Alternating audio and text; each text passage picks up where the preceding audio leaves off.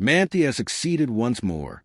The German company's most recent Go Faster package, designed for the 992.2 phase 911 GT3, reduced the previous model's Nürburgring lap time by 2.76 seconds.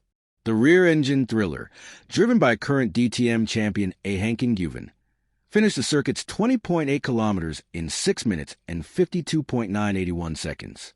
The lap time, which was verified by a notary, would not have been feasible without the Pilot Sport Cup 2R tires, which are available from Michelin.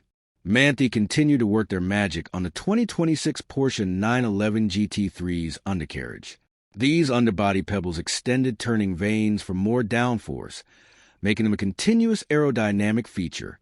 Additionally, Manthey added a cover on the bottom of the luggage compartment.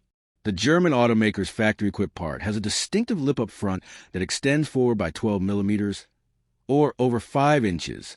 Downforce is further increased via flaps on either side of the front bumper and front diffuser fins, and the rear wing is slightly bigger than it was previously. A closer look will reveal a gurney flap on the swan neck wing. There are also larger end plates with an inward curvature for optimal flow. Manthey claims up to 540 kilograms, 1,190 pounds, of downforce when combined with the enlarged fins of the rear aerodynamic diffuser.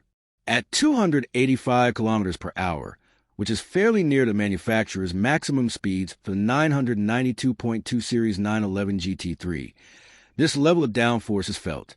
Customers can reach a maximum speed of 312 kilometers per hour, 194 miles per hour, with the regular GT manual transmission, compared to 311 kilometers per hour, 193 miles per hour, with the PDK.